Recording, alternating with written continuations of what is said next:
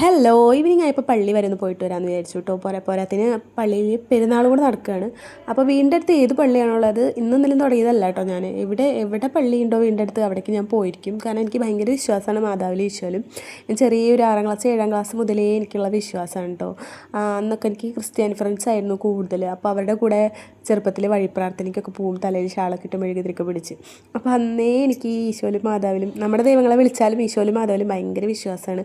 പള്ളിയിൽ പോയി കുറച്ച് നേരം ഇരുന്ന് കാമായി മുട്ടിലൊക്കെ ഇരുന്ന് പ്രാർത്ഥിച്ച് കഴിഞ്ഞാൽ വല്ലാത്തൊരു സമാധാനമാണ് കേട്ടോ.